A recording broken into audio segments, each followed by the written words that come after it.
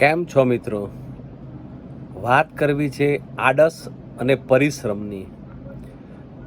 જવાનીની અંદર આળસ નકામી મિત્રો, કારણ કે આળસ શરૂઆતમાં સુખ રૂપી લાગતી હોય છે અને જવાની પૂરી થયા પછી દુઃખ રૂપી લાગતી હોય છે.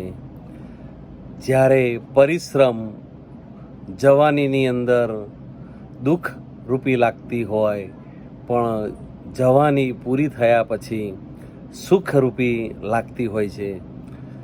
આનો મતલબ એટલો જ છે મિત્રો કે જીવનની અંદર પરિશ્રમ થાય ત્યાં સુધી કરી લેવું, પછી તમારા જીવનની અંદર સુખ અને સુખ જ દેખાતું હોય છે.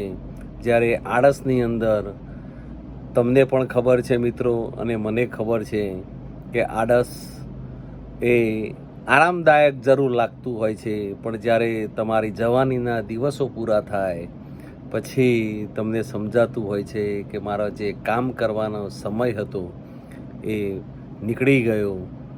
જ્યારે દુઃખરૂપી આવીને જ્યારે ઊભું રહેતું હોય છે આળસ, ત્યારે પોતાની આંખો ખુલતી હોય.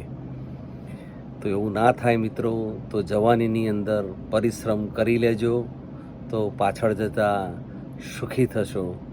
થેન્ક યુ, આભાર.